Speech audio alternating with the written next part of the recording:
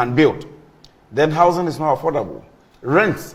Yeah, it's not affordable, and it's a global issue, not only in Ghana. When you go to UK, when you go to US, they have similar problem.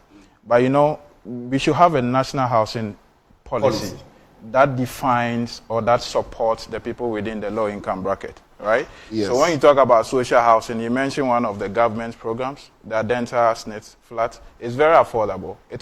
People were buying it for the past 5 years. They were buying it around 200,000, 150,000, 3-bedroom, 2-bedroom.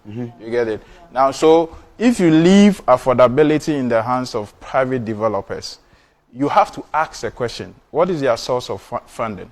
Probably they borrow from the banks. The banks. Yeah. And the interest rate, they don't have a lot of physical space to give you a proper repayment model. Yeah. So you have to go back to the bank and take a mortgage to come and buy their house, which is also expensive. You get it? So the problem is fundamental. We, Sikadine Homes, we have a product called Smart Rent.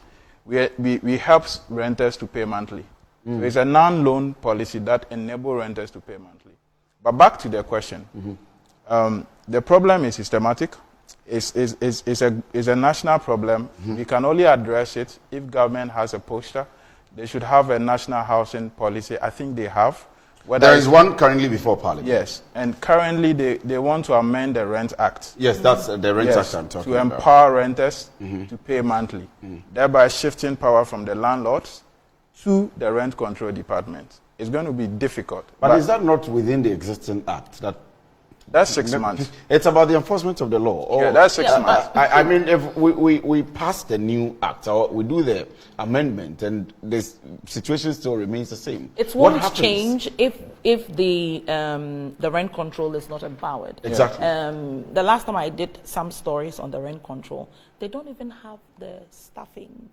We played that here. We played that here, I think, about 2 months ago, 2 or 3 weeks ago. We played that story you did here. That rent control doesn't have offices across the country. They don't. They don't have even computers in their offices, and they don't have staff to even attend to issues of landlords and people that are renting.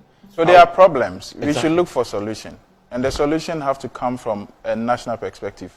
Do you understand? So when you go to other countries where they are proper, when you go to UK, for instance, people within the low income bracket are not able to afford the market price. So they have to go to their local authority, and through registered social housing providers, they are able to rent